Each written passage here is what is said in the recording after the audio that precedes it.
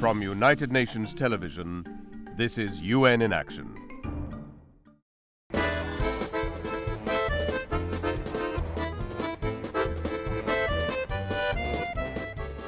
Skopje, the capital of the former Yugoslav Republic of Macedonia, a modern European city. But just an hour's drive away on its outskirts is Suto Arizari, an appalling ghetto home to more than 100 Roma families.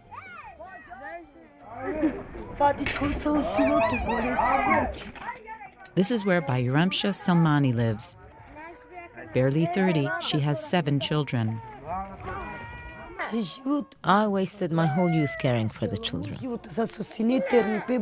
My life is over. It's just past 10 o'clock in the morning. Some of her children are still in bed. They're in no hurry to get up. There's no breakfast waiting and no school to go to.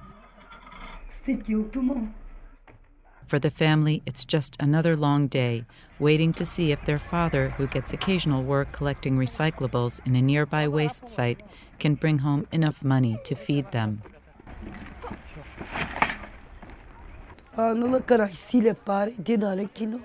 On days when he gets paid, he'll buy sausages, 4 loaves of bread, and some milk for the baby. We get 1 meal one day and eat nothing another day. My children are full of lice.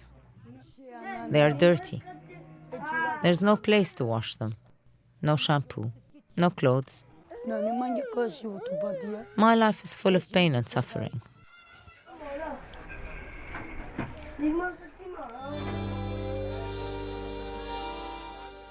Known around the world as Gypsies, the Roma are believed to have migrated to Europe from India more than 6 centuries ago.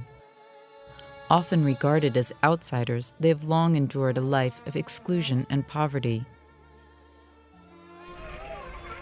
Poor and illiterate, many Roma women do not have the knowledge nor access to sexual reproductive health care. Families with many children are an issue in the Roma community. Liatifa is a Roma health mediator. Her work with support from the government is to help poor Roma communities gain access to health services, including sexual reproductive health care.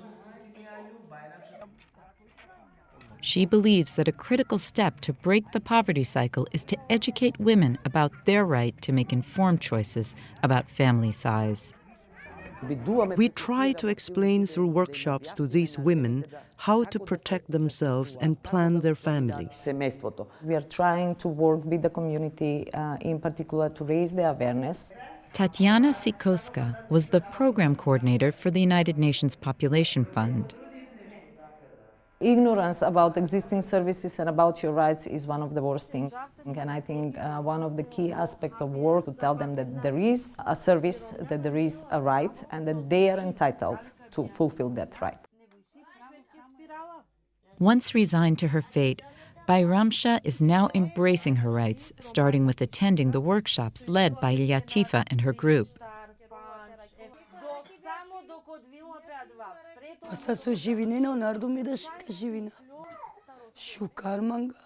I do not want to have any more children.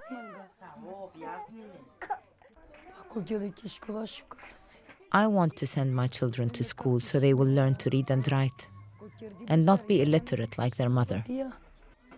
For the first time in her life, Bayramsha feels empowered to make a difference for herself and her children.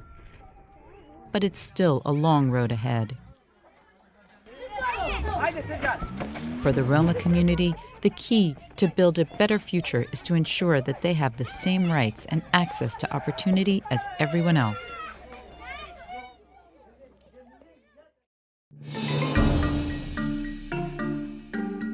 This report was prepared by Patricia Chan for the United Nations.